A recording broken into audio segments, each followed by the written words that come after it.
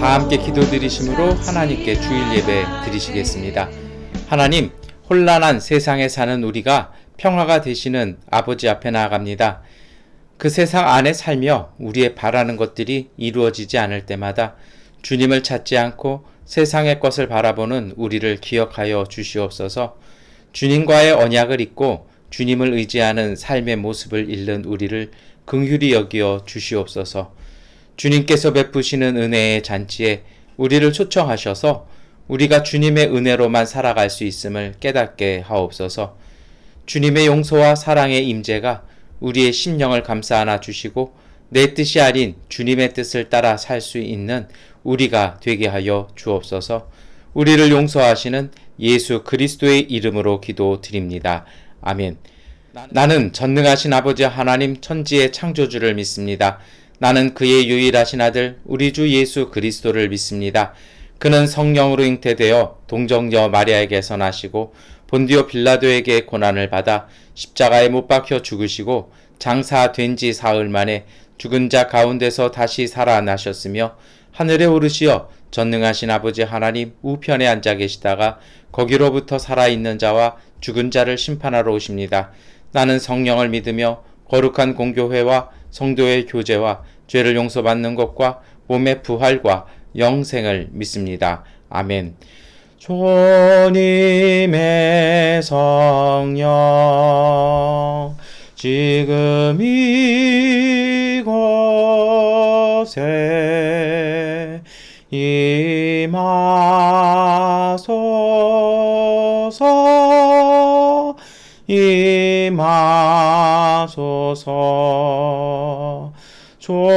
주님의 성령 지금 이곳에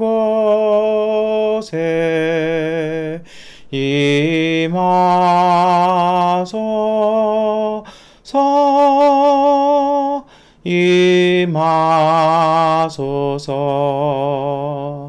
할렐루야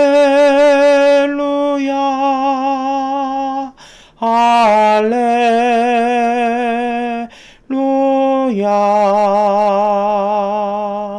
할렐루야 할렐루야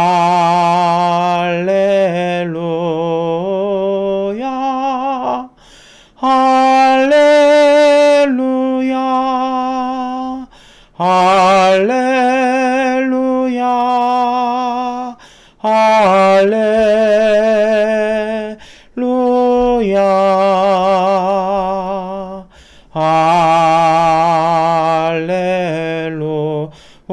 할렐루야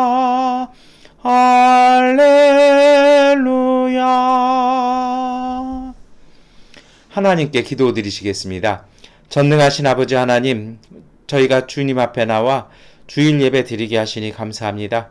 우리가 예배 드리는 모든 장소마다 성별하게 하여 주셔서 하나님의 거룩하신 임재 앞에 믿음으로 나가 하나님의 영광을 드러내며 감사로 드리는 예배 되게 하여 주시옵소서. 주님, 오늘 이 예배를 드리며 저희들의 부족함과 연약함을 고백합니다. 하나님, 그 자리마다 저희들의 끊지 못하는 그 힘듦마다 주님이 은혜 내려 주셔서 하나님께서 주시는 우리 주 예수 그리스도의 보혈을 통하여 우리가 새롭게 되고 믿음으로 온전하게 되는 회개의 사죄의 역사가 일어나게 하여 주시옵소서. 주님, 저희가 이 회개와 사죄의 그 은총을 통해서 오늘 우리의 삶 속에 당당히 서게 하여 주시고 우리의 삶의 상황 가운데서도 하나님의 은총 가운데 있는 믿음의 가정들 온전한 모습으로 세워줄 수 있도록 주님 은혜를 더하여 주시옵소서. 간절히 구하오니 하나님, 이 어려운 시기를 저희들이 지혜로 잘 이겨내게 하여 주시고 믿음으로 이겨냄을 통하여 얼굴에 미소 잃지 않게 하여 주시고 마음의 여유와 평화와 은총이 잃어버리지 않게 하여 주셔서 더욱 주님 안에서 강건한 모습으로 바르게 설 수 있는 믿음의 가정들 되게 하여 주시옵소서. 특별히 이제 하나님, 저희 교회가 오랫동안 있었던 그 성전의 터전을 옮기려고 합니다.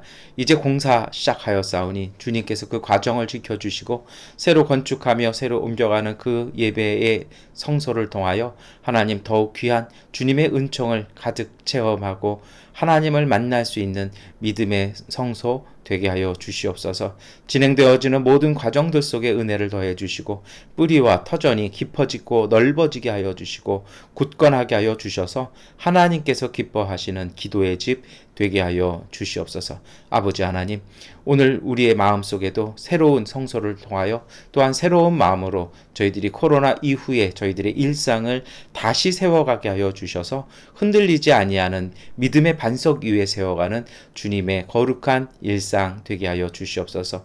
우리가 땅에 살아가는 이 땅 가운데도 은혜 주셔서 하나님 질서와 평화와 공의가 세워지게 하여 주시고 온 땅의 사람들의 이야기와 그 마음을 들을 줄 아는 온전한 지도자들이 세워지게 하여 주시고 바른 양심을 가지고 일할 수 있는 공직자들을 세워주게 하여 주셔서 하나님 이 땅들이 다시 물 흐르듯 하나님의 평화 아래 살아갈 수 있는 은혜의 땅 되게 하여 주시옵소서. 예배의 시간 이 자리에 우리 믿음의 가족들 기도와 간구의 제목 가지고 왔사오니 주님께서 그 기도 가운데 응답하여 주시고 믿고 바라고 간구한 것들마다 응답받음을 통하여 하나님의 놀라운 은총을 이웃에게 전하는 믿음의 복된 가정들 되게 하여 주옵소서. 저희가 이 마음 이 신앙 모아 주 앞에 예배드리며 말씀을 쌓으니 마음으로 읽게 하여 주시고 삶으로 찬양하게 하여 주시옵소서. 오늘 우리의 예배를 온전히 받아주시는 예수 그리스도의 이름으로 기도드립니다. 아멘. 우리 기도를 들어주소서. 간절히 비언이 우리 기도를 들어주소서. 응답해 주소서.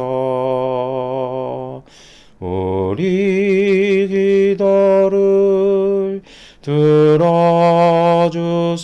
들어주소서. 간절히 비언이 우리 기도를 들어주소서. 응답해 주소서. 아멘. 구약성서 에스겔서 34장 11절부터 16절까지 그리고 20절부터 26절까지의 말씀을 세번역본으로 봉독해 드리겠습니다. 참으로 나 주 하나님이 말한다. 내가 나의 양떼를 찾아서 돌보아 주겠다.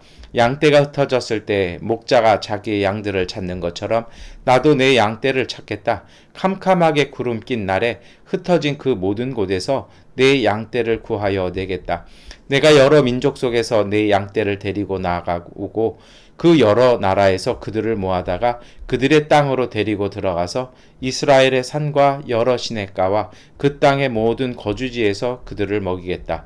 기름진 초원에서 내가 그들을 먹이고 이스라엘의 높은 산 위에 그들의 목장을 만들어 주겠다. 그들이 거기 좋은 목장에서 누우며 이스라엘의 산 위에서 좋은 풀을 뜯어 먹을 것이다. 내가 직접 내 양떼를 먹이고 내가 직접 내 양떼를 눕게 하겠다. 나 주 하나님의 말이다. 헤매는 것은 찾아오고 길 잃은 것은 도로 데려오며 다리가 부러지고 상한 것은 싸매어주며 악한 것은 튼튼하게 만들겠다. 그러나 살진 것들과 힘센 것들은 내가 멸하겠다. 내가 이렇게 그것들을 공평하게 먹이겠다. 그러므로 나 주 하나님이 그들을 두고 이렇게 말한다. 내가 직접 살진 양과 여윈 양 사이에서 심판하겠다. 너희가 병든 것들을 다 옆구리와 어깨로 밀어내고 너희의 뿔로 받아서 그것들을 바깥으로 내보내어 흩어지게 하였다. 그러므로 내가 내 양떼를 구해 주어서 그것들이 다시는 희생을 당하지 않도록 하겠다. 그리고 내가 양과 양 사이에서 심판하겠다. 내가 그들 위에 목자를 세워 그들을 먹이도록 하겠다. 그 목자는 내 종 다윗이다. 그가 친히 그들을 먹이고 그들의 목자가 될 것이다. 그때에는 나 주가 그들의 하나님이 되고 내 종 다윗은 그들의 왕이 될 것이다. 나 주가 말하였다. 아멘. 복음서의 말씀 마태복음 25장 31절부터 46절까지의 말씀을 세번역본으로 봉독해 드리겠습니다. 인자가 모든 천사와 더불어 영광에 둘러싸여서 올 때에 그는 자기의 영광의 보좌에 앉을 것이다. 그는 모든 민족을 그의 앞에 불러 모아 목자가 양과 염소를 가르듯이 그들을 갈라서 양은 그의 오른쪽에 염소는 그의 왼쪽에 세울 것이다. 그때 임금은 각 자기 오른쪽에 있는 사람들에게 말하기를 내 아버지께 복을 받은 사람들아 와서 창세 때로부터 너희를 위하여 준비한 이 나라를 차지하여라. 너희는 내가 줄일 때에 내게 먹을 것을 주었고 목마를 때에 마실 것을 주었으며 나그네로 있을 때에 영접하였고 헐벗을 때에 입을 것을 주었고 병들어 있을 때에 돌보아 주었고 감옥에 갇혀 있을 때에 찾아 주었다 할 것이다. 그때 의인들은 그에게 대답하기를 주님 우리가 언제 주님께서 줄이신 것을 보고 잡수실 것을 드리고 목마르신 것을 보고 마실 것을 드리고 나그네 되신 것을 보고 영접하고 헐벗으신 것을 보고 입을 것을 드리고 언제 병드시거나 감옥에 갇히신 것을 보고 찾아갔습니까? 하고 말할 것이다. 임금이 그들에게 말하기를 내가 진정으로 너희에게 말한다. 너희가 여기 내 형제 자매 가운데 지극히 보잘것없는 사람 하나에게 한 것이 곧 내게 한 것이다 할 것이다. 그때 임금은 왼쪽에 있는 사람들에게도 말할 것이다. 저주받은 자들아 내게서 떠나서 악마와 그 졸개들을 가두려고 준비한 영원한 불 속으로 들어가라. 너희는 내가 줄일 때에 내게 먹을 것을 주지 않았고 목마를 때엔 마실 것을 주지 않았고 나그네로 있을 때 영접하지 않았고 헐벗었을 때 입을 것을 주지 않았고 병들어 있을 때나 감옥에 갇혀 있을 때에 찾아주지 않았다. 그때 그들도 이렇게 말할 것이다. 주님, 우리가 언제 주님께서 굶주리신 것이나 목마르신 것이나 나그네 되신 것이나 헐벗으신 것이나 병드신 것이나 감옥에 갇히신 것을 보고 돌보아 드리지 않았다는 것입니까? 그때 임금이 그들에게 대답하기를 내가 진정으로 너희에게 말한다.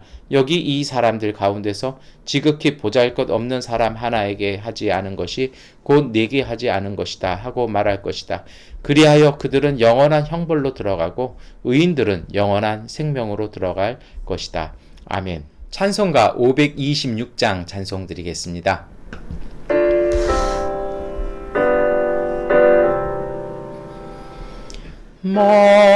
목마른 자들아 다 이리 오라. 이곳에 좋은 샘으로도다.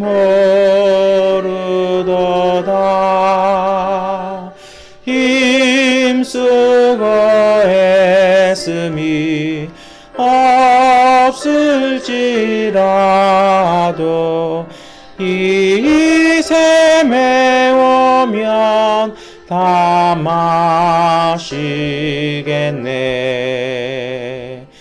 이 샘에 서연 눈물 강같이 흘러 온 천하 만국에 다 통하네.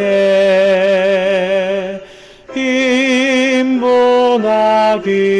전에 분별이 없이 다 와서 쉬고 또 마시겠네. 생명수 샘물은 마신 자마다 목 다시 마르지 아니하고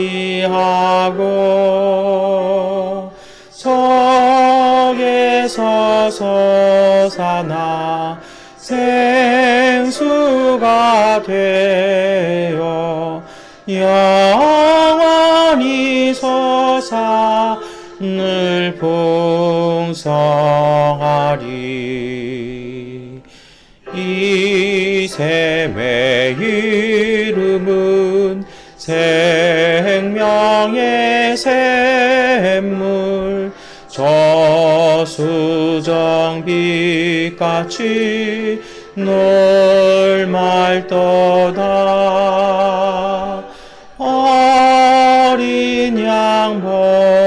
자가 근원이 되어 생명수 샘이 눌고 쥐잖네.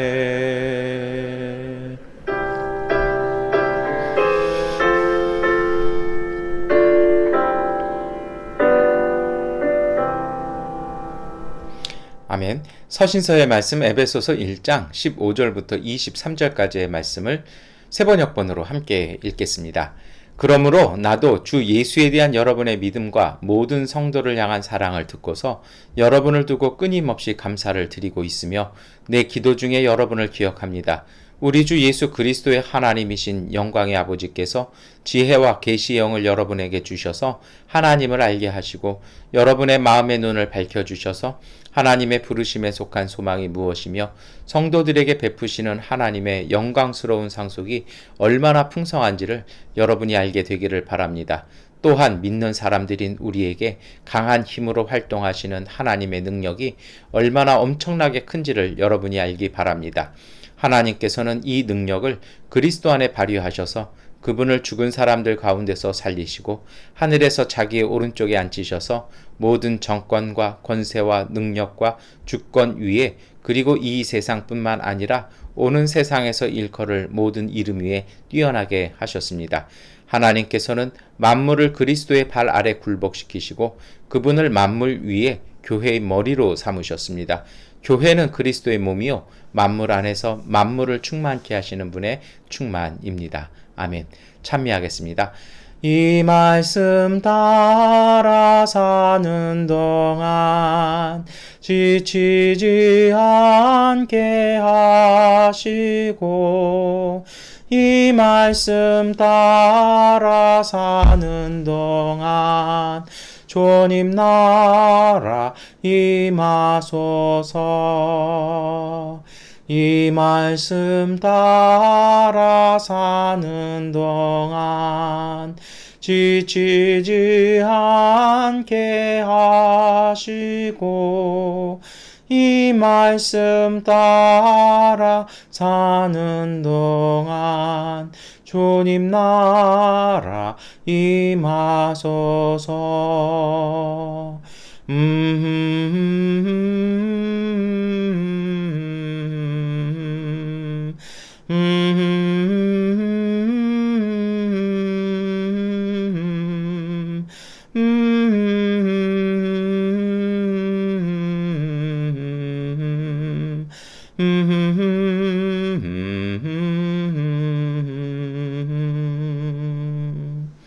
아멘. 교제 인사하시겠습니다. 하나님께서 우리와 함께 하십니다. 인사하시겠습니다. 하나님께서 우리와 함께 하십니다. 아멘. 네, 우리 사실 11월 첫째 주일부터요. 복음의 의미에 대해서 우리 계속 이렇게 살펴보고 있습니다. 그래서 이번 주까지 이렇게 살펴보고 우리 다음 주일은 대림절, 성탄을 준비하는 대림절 절기 예배로 이렇게 드리려고 합니다. 여러분, 복음이 빛을 발하는 때가 있습니다. 그것은 언제냐면요. 희망이 또 하나의 절망으로 느껴지는 시대에는 비로소 복음이 그 절망을 이기고 사실은 희망이 현실이 되는 그런 은혜를 맛보게 되는 겁니다. 그런데 참 그래요. 이 믿음이 조금 약하거나 이렇게 좀 구부러지면요, 복음 또한 또 하나의 절망으로 느껴진다고도 말씀하시는 분들도 제가 이렇게 만났던 것 같아요. 그런데 여러분, 놀라운 건 성경에 이미 그 얘기가 있어요.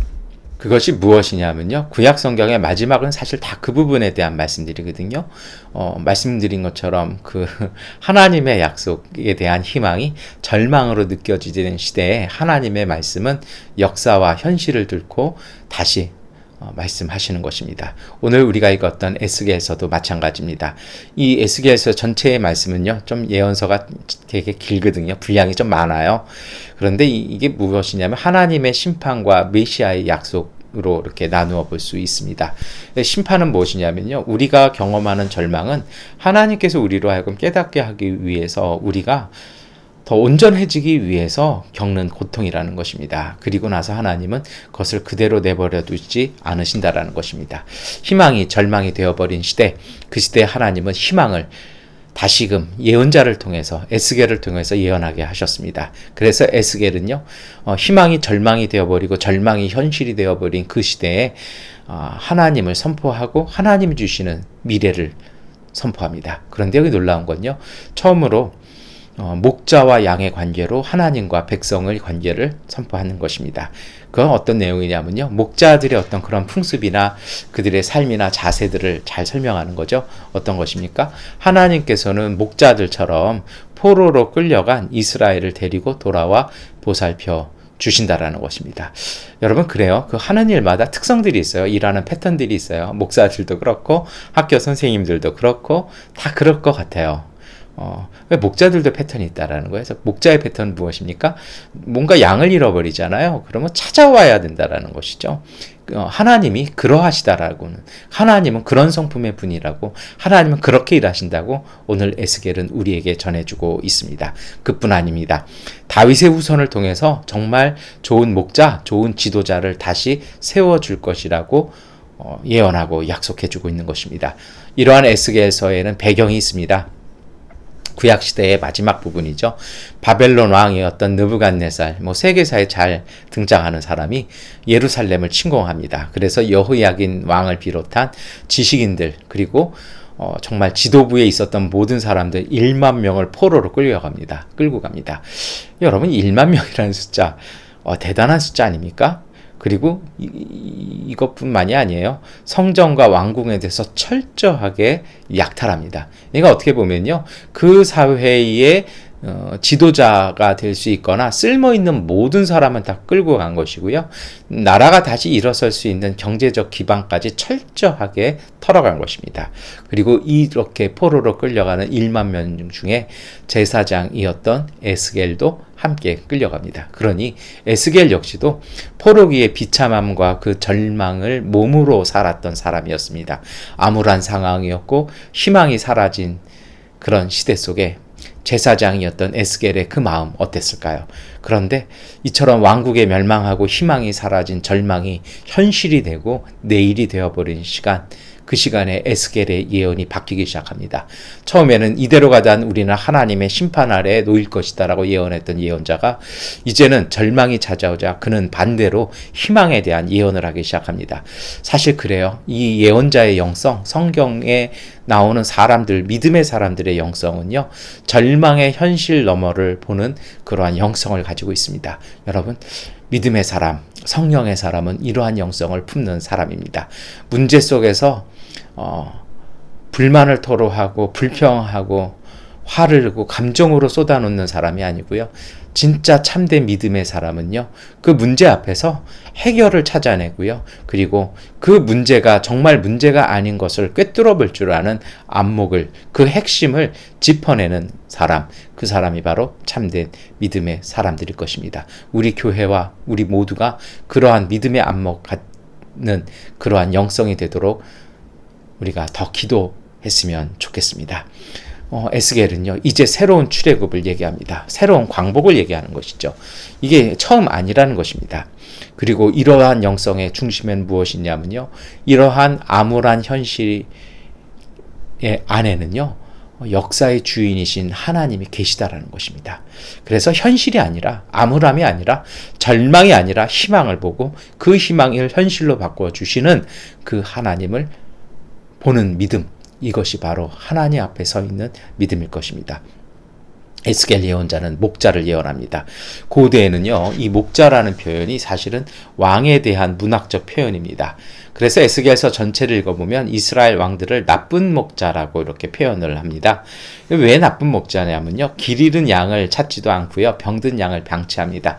요즘 우리 시대 이야기로 하면요, 사회에서 뒤처진 사람들, 사회적 약자들을, 그리고 소외된 사람들, 길이 없는 사람들을 그냥 내버려 두고 기울어진 운동장이 삶의 진리라고 이야기하고 그 체제를 수호하려고 하는 정치 지도자들, 그런 사람들이 바로 성경에서는요, 나쁜 목자라고 에스겔은 표현하고 있는 것입니다. 그 시대나 이 시대나 똑같습니다. 여러분, 우리가 이거 잘 봤으면 좋겠어요. 정말 온전한 지도자는요, 기울어진 운동장의 형평성을 맞춰 놓는 것입니다. 저도 자본주의 좋아해요. 제가 자꾸 자본주의 싫어한다고 막 그러시는데요. 근데 애덤 스미스가 말했던 그 시장의 경제는요, 무엇의 원칙 위에 서 있냐면 정의의 원칙 아래서 그것이 수요와 공급의 관계를 통해서 인간의 욕구와 인간의 노동을 통해서 그 초점이 맞춰지는 것, 그것이 바로 질서라고 얘기합니다. 그런데 요즘 우리의 자본주의는 그러한 균형이 깨어져 버리고 무엇을 완전히 양극화해버려서 노동의 기회조차, 그리고 참된 노동에 대한 가치조차 부여하지 않는 그러한 삶이 되어버린 것 같습니다. 그것을 조장하는 그것이 사회적 유일한 길이라고 이야기하는 것이야말로 나쁜 목자의 표징이라고 이야기할 수 있습니다. 성경은 말씀합니다. 그리고 에스겔은 오늘 에스겔서 전체를 통해서 얘기합니다. 이러한 사악한 목자들 때문에 왕궁이 멸망했다라는 것입니다. 여러분, 이러한 시대에 하나님은 스스로 목자가 되어 주신다고 이제 에스겔은 다시 예언하기 시작합니다. 에스겔서 36장 22절의 말씀입니다. 그러므로 내가 내 양떼를 구해 주어서 그것들이 다시는 희생을 당하지 않도록 하겠다.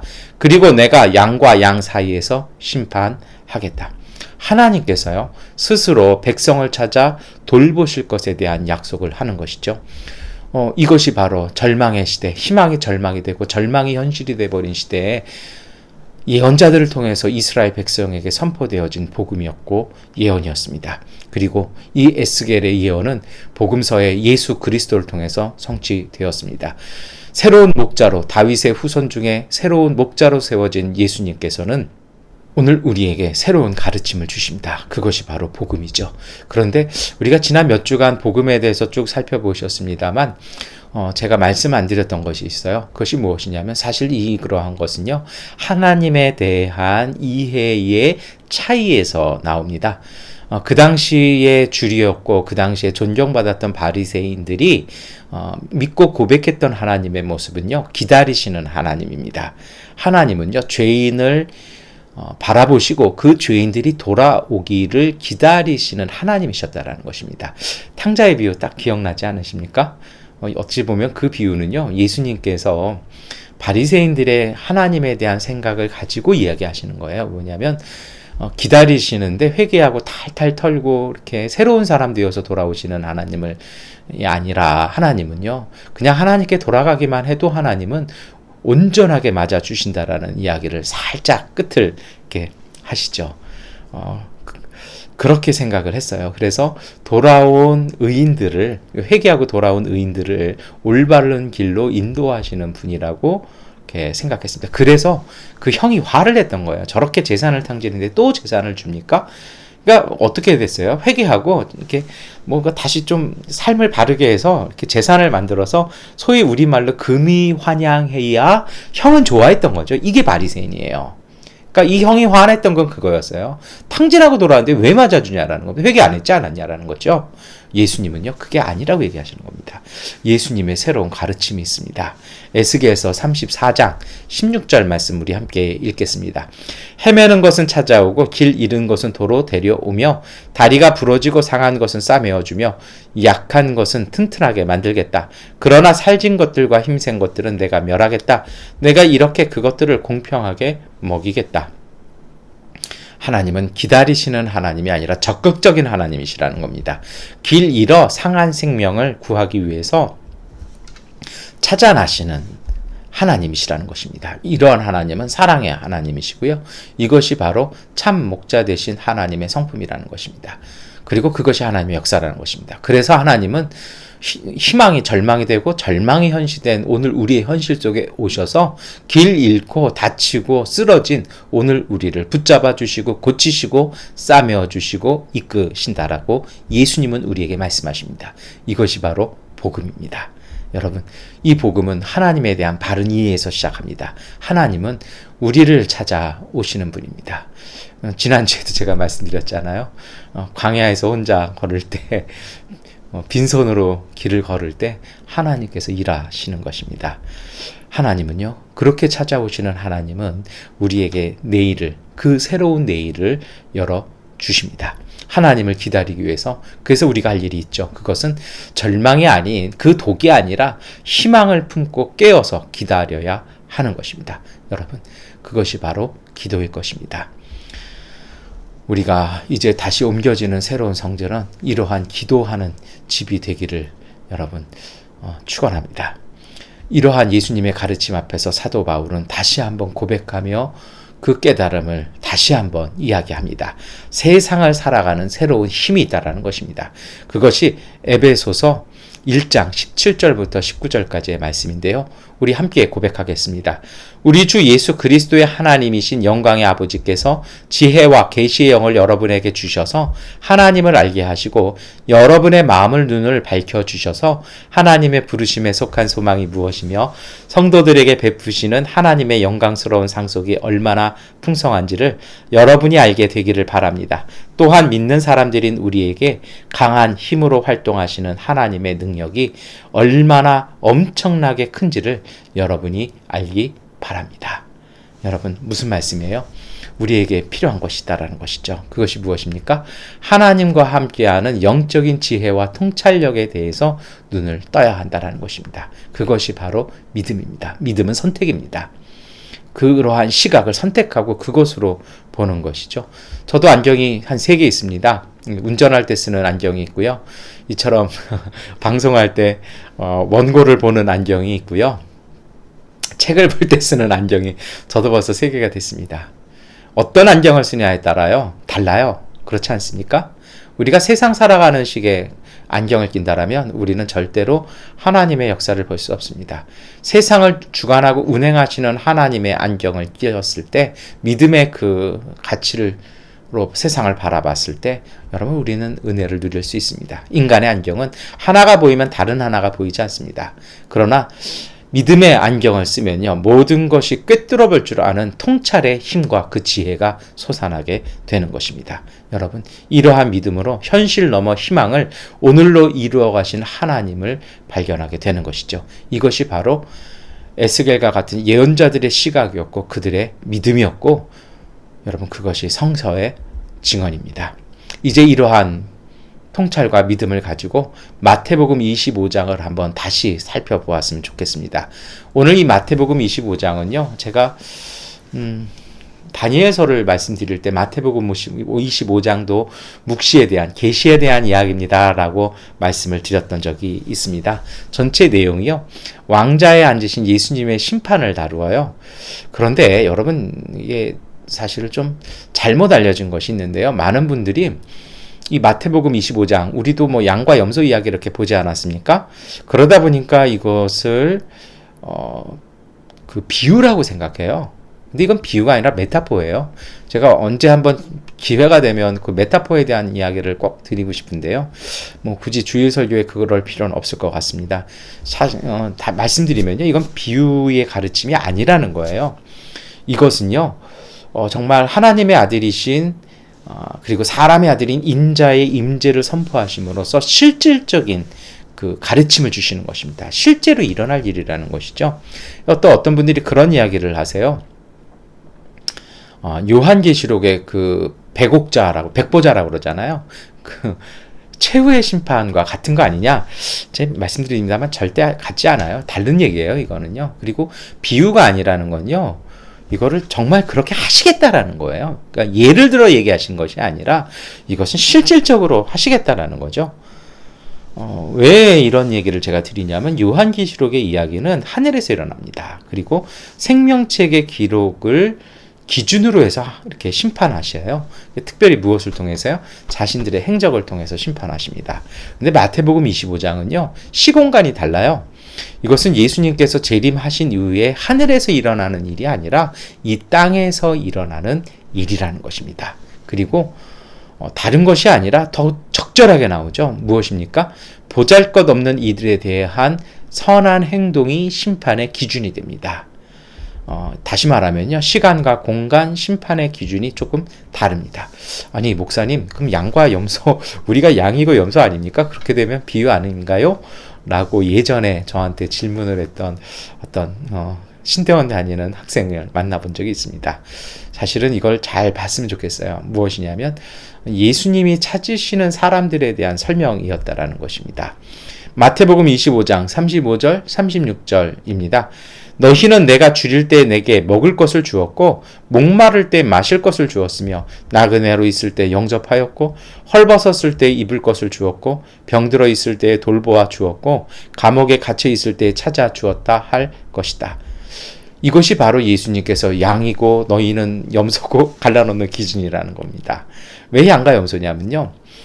이게 제가 왜 자꾸 비유가 아니라고 말씀을 드리냐면 이스라엘에서 이걸 칠 때는요, 양, 염소를 섞어서 길러요. 근데 서로요, 이질적인 것이 한 뭉치 있다는 거죠. 왜냐하면 얘네 둘을 섞어 놓아야 잘 자란다라는 거예요. 그런데 밤이 되면 우리 애들 때는 얘네를 이렇게 분리해서 따로따로 넣어야 돼요. 왜냐하면 느끼는 그 온도감과 틀려요. 이 밤을 지새는 방법이요.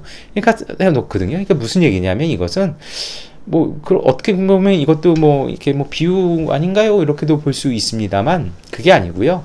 우리 안에도 전혀 다른 이질적인 그룹들이 이렇게 같이 공존한다라는 것입니다. 그것이 무엇이냐면요. 뜻밖의 기준이에요. 믿음 생활 잘하는 분, 아닌 건, 이게 아니라, 하나님과의 관련된 것이 아니라, 우리는 보통 그렇게 생각하잖아요. 오늘 예수님은요, 일상에서 일어나는 6가지의 행동을 가지고 그 기준을 정하십니다. 그것이 한마디로 말하면 도움이 필요한 보잘것없는 사람들에 대한 선한 행동입니다.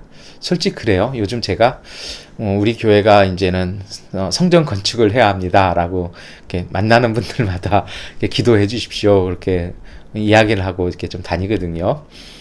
정말 기도가 필요하거든요. 하나님의 성전은 기도로 세워지는 법입니다. 그래서 하면은 표정들이 다르세요. 어떤 분들은 목사님, 제 열심히 기도 이런 분도 있고요. 어떤 분들은 얼굴에 부담이 되는 제가 성전 건축 헌금하라고 할까봐 그런 얘기로 들으시는 분들에서 얼굴에 이렇게 순간 경직되면서 표정 관리에 들어가시는 분들도 여러분 봅니다. 제가 말씀드리고 싶은 건 이게 아니고요. 누군가의 이야기를 들었을 때 정말 그것을 같이 느끼고 같이 마음으로 생각하고 그래서 정말 마음 진실함 속에 물질이 아니라 정말 따뜻함으로 격려해주고 기도해줄 수 있는 것, 이거 정말 많이 필요할 것 같아요. 이 전익상 목사님께서 제가 만날 때마다 목사님이 자꾸 요새 그런 말씀으로 이렇게 교훈을 해주시는데 그 말씀이 참 은혜가 됐어요. 누군가를 만났을 때 그 사람에게 가난함을 느끼게 하는 것은 잘못된 것입니다. 라고 전익상 목사님이 이렇게 저한테 만날 때마다 말씀을 해주셨는데요. 그 말씀이 사실 이 말씀이에요. 여러분 한번 볼까요? 마태복음 25장 40절 말씀입니다. 함께 읽겠습니다. 임금이 그들에게 말하기를 내가 진정으로 너희에게 말한다. 너희가 여기 내 형제 자매 가운데 지극히 보잘것없는 사람 하나에게 한 것이 곧 내게 한 것이다 할 것이다. 여러분 이 말씀 꼭 기억했으면 좋겠습니다. 예수님께서는 이걸 가지고 우리를 구분하시겠다라고 말씀하신 것입니다. 그래서 이 말씀 보면 그래요. 우리는 누군가의 이야기를 들으면요, 물질에 대한 부담이나 우리 간의 어떤 그런 부담감 때문에 누군가에게 가난함을, 그래서 제가 이제는 기도 제목도 함부로 나누기 힘들겠구나라는 생각을 할 때도 있었거든요. 그래도 기도 부탁해야죠. 어떡하겠습니까? 왜요? 정말 기도가 필요하거든요. 성소는 기도로 세워집니다.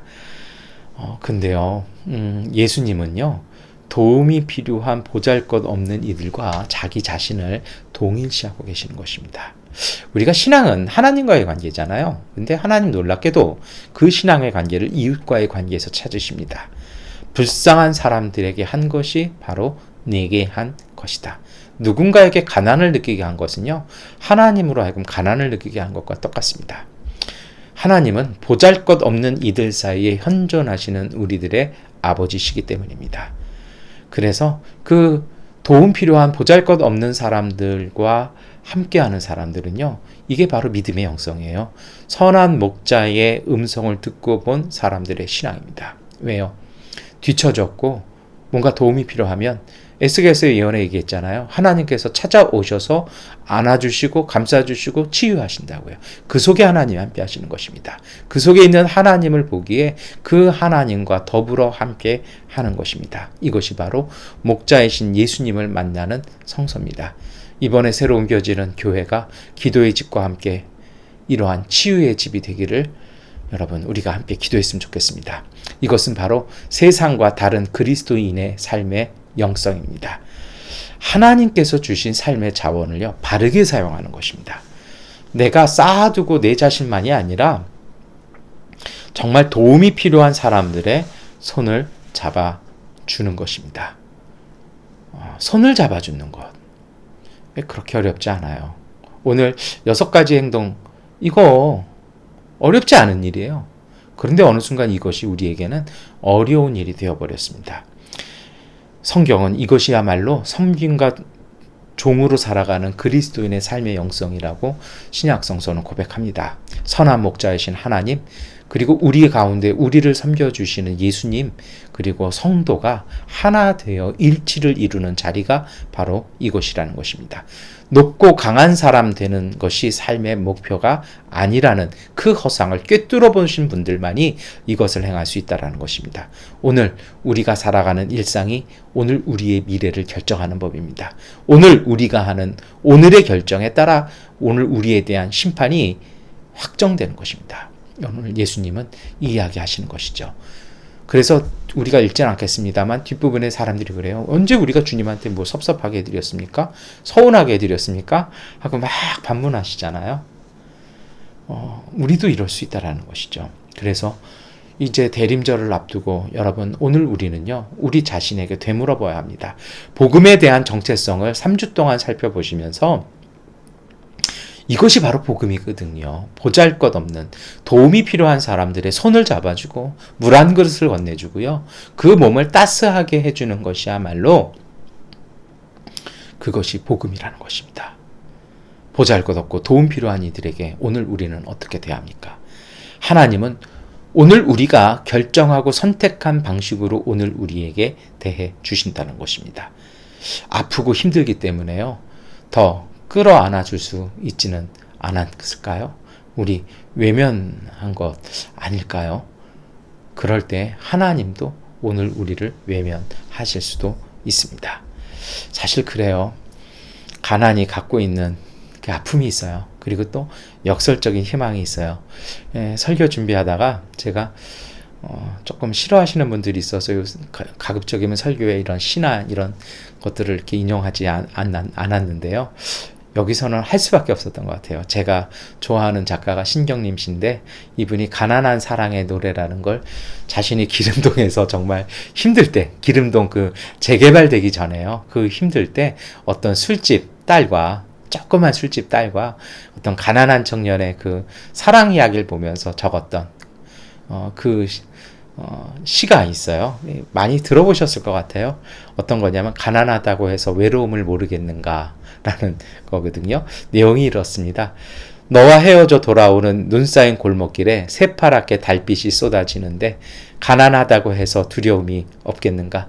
두 점을 치는 소리, 방범대원의 호각 소리, 메밀묵 사려는 소리에 눈을 뜨면 멀리 육중한 기에 굴러가는 소리, 가난하다고 해서 그리움을 버렸겠는가? 어머님 보고 싶소. 수없이 뉘어 보이지만 집 뒤 감나무 까치밥으로 하나 남았을 새빨간 바람소리도 그려보지만 가난하다고 해서 사랑을 모르겠는가? 내 볼에 와닿던 내 입술의 뜨거움, 사랑한다고 속삭이던 내 숨결, 돌아서는 내 등 뒤에 터지던 내 울음, 가난하다고 해서 왜 모르겠는가? 가난하기 때문에 이 모든 것들을 버려야 한다는 것을. 참 가슴 절절하고 우리의 옛날 시대가 이렇게 떠오르지 않습니까? 내용이 어떤 거예요? 세상이 그래요. 가난하다고 해서 이런 거 사치라는 거예요. 이런 감정들. 무슨 이 주인공이 되는 이 청년이요. 너무 가난해서 공부도 잘 못했고 공장 노동자였거든요. 반면에 술집 주인은 그래도 좀 살았나 봐요. 딸은요. 그러니까 어디 감히 넘보냐라는. 그리고 또 가난하게 일해야 되기에 고향집을 가볼 여유도 없고 뭐 다. 그러니까 그리고 세상 얘기하죠.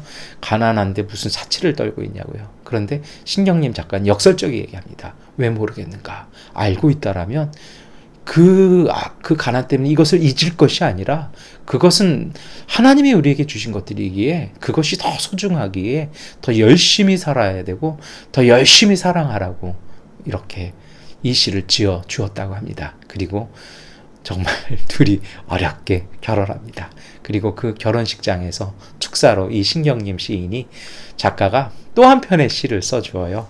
그건 나중에 기회가 됐을 때 다시 한번 말씀을 드렸으면 좋겠습니다. 여러분, 이 시를 읽으면 좀 가슴 절절하잖아요. 예, 가난해 보신 분만이 이렇게 느낄 수 있는 그 아릿한 아픔이 있거든요. 그것이 무엇입니까? 가난은요, 살아있는데 죽은이처럼 모든 것을 버리게 하는 그 가난의 굴레가 있다라는 것입니다. 일상을 붙잡아 주는 사랑은요, 그 사랑 때문에요, 가난이라는 죽음에서 생명을 살아난다라는 것입니다. 중간에도 있잖아요. 내 볼의 뜨거움. 뒤에서 흐느끼는 거. 왜요? 가난해서 나는 당신과 사랑을 할 수 있는 처지가 결혼할 여유가 없습니다. 근데 그렇게 울고불고 해서 둘이 결국은 연애를 하거든요. 그리고 사실 그 청년이 좀 굉장히 그 역사에 남을 일을 하나를 하기는 합니다. 여러분, 무슨 얘기예요? 그 가냐하는 그 죽음, 이게 무덤 같은 거잖아요. 아무것도 느끼지 못하고 모든 걸 다 썩어켜가는 그 굴레, 그 무덤에요. 사랑이 들어가는 순간 그 속에 생명이 싹 튼다라는 것입니다. 다시 말하면 우리가 주는 따뜻한 마음, 물 한 그릇, 그리고 수건 하나가 하나님의 형상으로 창조된 형상을 회복시킨다라는 것입니다. 예수님은 오늘 우리에게 그 말씀하시는 겁니다.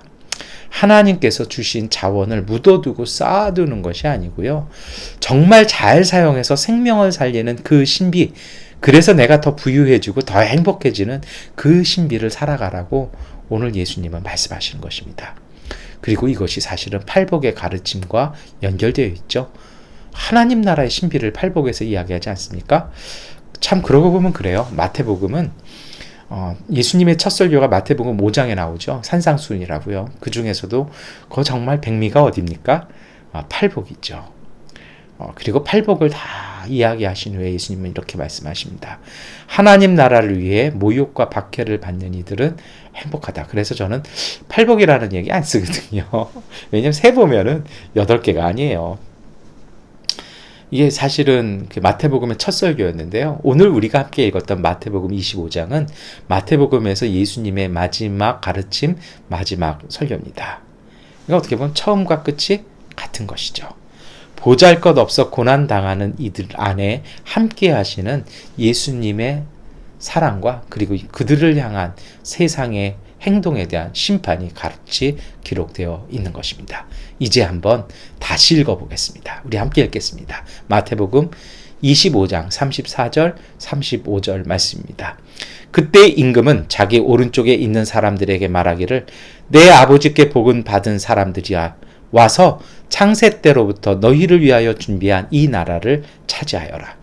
너희는 내가 줄일 때에 내게 먹을 것을 주었고 목마를 때에 마실 것을 주었으며 나그네로 있을 때 영접하였고 헐벗었을 때 입을 것을 주었고 병들어 있을 때 돌보아 주었고 감옥에 갇혀 있을 때 찾아 주었다 할 것이다.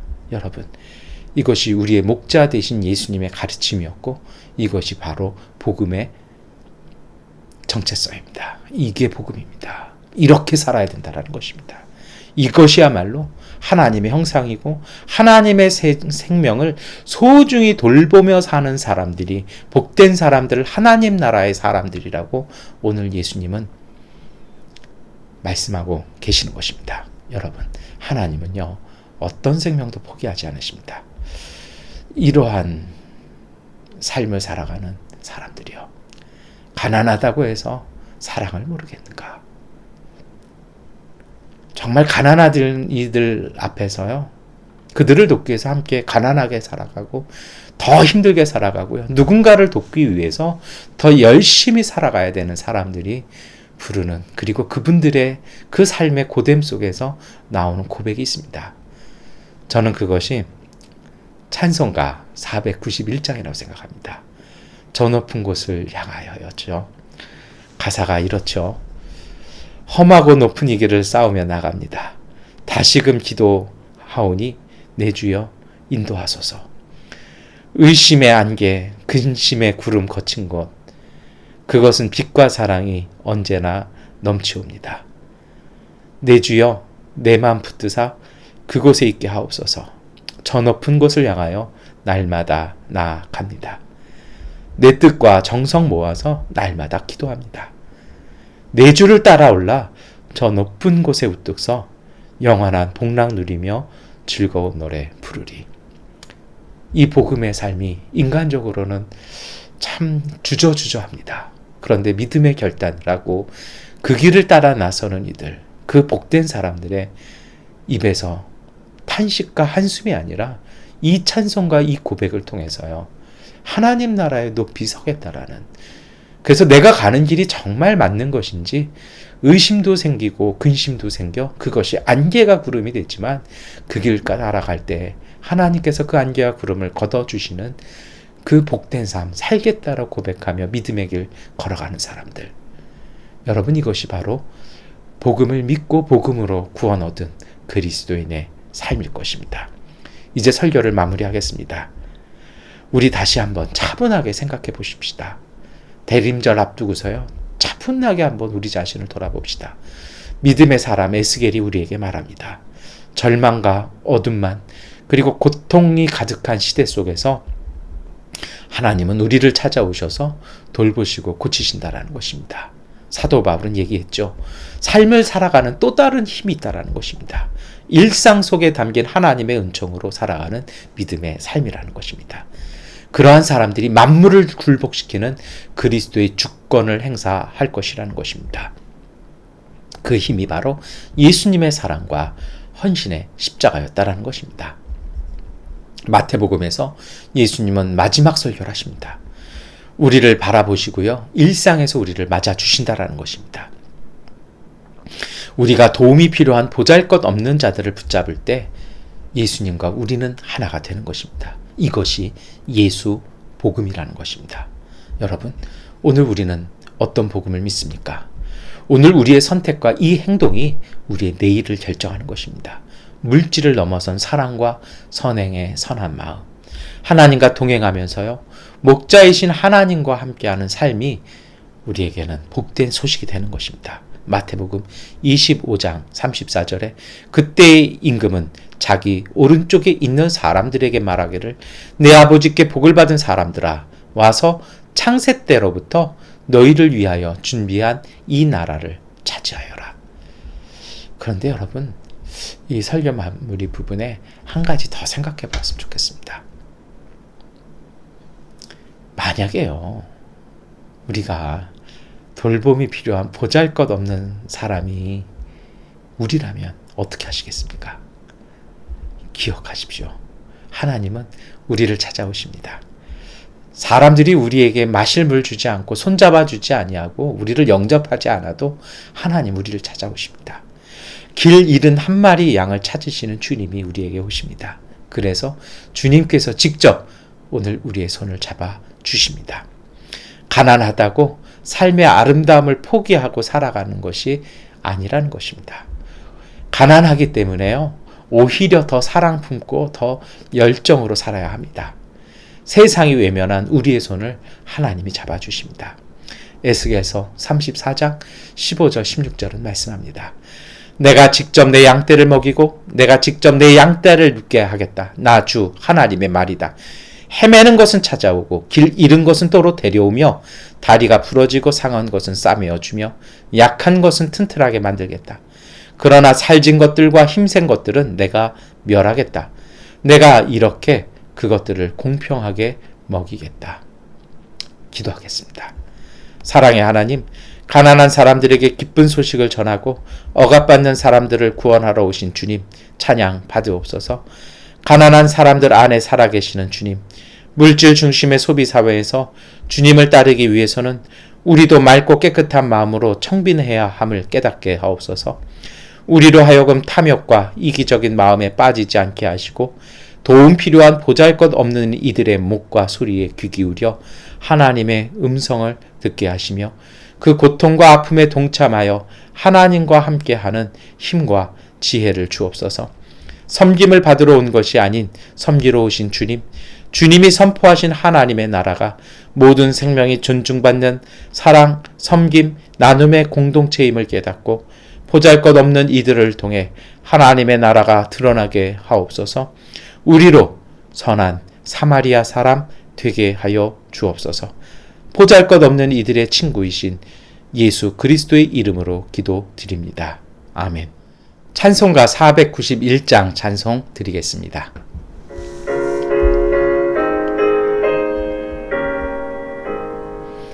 저녁 건너을 향하여 날마다 나아갑니다. 내 뜻과 정성 모아서 날마다 기도합니다. 내 주여 내 맘 붙드사 그곳에 있게 하소서. 그것은 빛과 사랑이 언제나 넘치옵니다. 괴로움과 죄가 있는 곳 나 비록 여기 살아도 빛나고 높은 저곳을 날마다 바라봅니다. 내 주여 내 발 붙드사 그곳에 있게 하소서. 그곳은 빛과 사랑이 언제나 넘치옵니다. 매 한계 거치고 근심에 구름 없는 곳 기쁘고 참된 평화가 거기만 있사옵니다. 내 주여 내 맘 붙드사 그곳에 있게 하소서. 그것은 빛과 사랑이 언제나 넘치옵니다. 험하고 높은 이 길을 쌓으며 나아갑니다. 다시금 기도하오니 내 주여 인도하소서. 내 주여 내 맘 붙드사 그곳에 있게 하소서. 그것은 빛과 사랑이 언제나 넘치옵니다. 내 주를 따라 올라가 수 높은 곳에 우뚝 서 영원한 복락 누리며 즐거운 노래 부르리. 내 주여 내 맘 붙드사 그곳에 있게 하소서. 그것은 빛과 사랑이 언제나 넘치옵니다. 아멘. 교회 소식 말씀드리겠습니다. 네, 제가 교회 단톡방을 통해서 말씀드렸던 것처럼 우리 교회가 옮겨집니다. 사실 좀 그랬어요. 미얀마 많이 어려운 상태로 우리 교회에 있는 곳 임대료가 꽤 많이 비싼데요. 좀 마음이 많이 불편했습니다.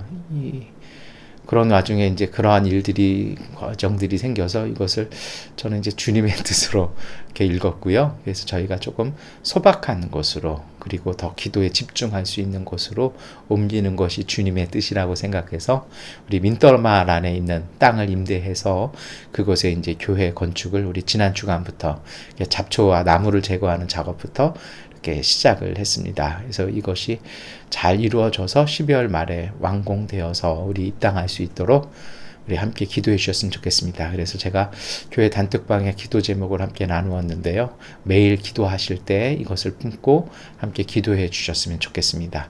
하나님의 성소 기도하는 집은 기도로 세워집니다. 주기도문송 찬송 드리시겠습니다.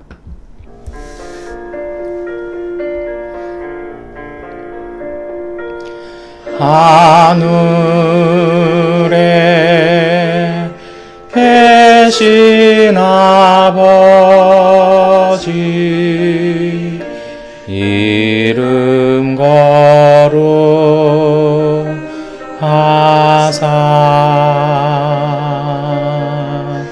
주님 나라 임하시고 도시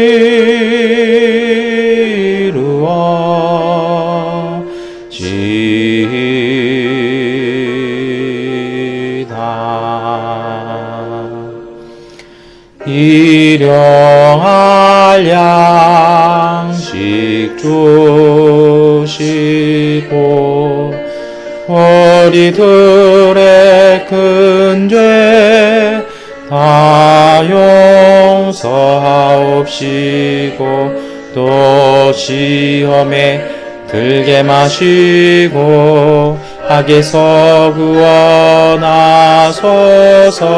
대개의 나라 주의 권세 주의 영광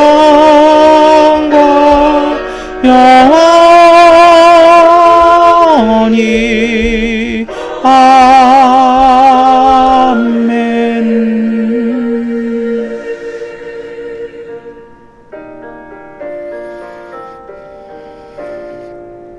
전능하신 아버지 하나님, 우리 교회 가족들, 믿음의 가족들이 하나님 앞에 예배드리며 또한 감사함으로 예물을 드렸습니다. 어려운 가운데도 구제의 헌금과 주일 헌금, 그리고 하나님의 성소를 세워가는 성전 건축 헌금 드렸사오니 그 믿음과 그 고백과 그 손길과 그의 모든 일터 속에 하나님의 은총과 하나님의 평화와 주님의 복을 주시어 생명 가득하게 하시고 하나님께서 지켜주시는 그 손길 안에서 하나님의 믿음의 열매들이 잘 자라나 하나님 앞에서 온전히 쓰임받는 믿음의 권속들 되게 하여 주시옵소서.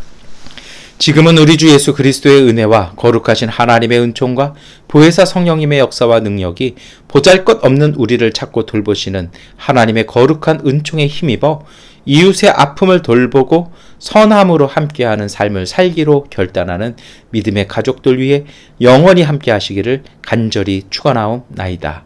아멘. 주님의 평화가 우리와 함께 우리의 이웃들 가운데 하나님께서 함께 하십니다. 이것으로 주일 예배를 마치겠습니다.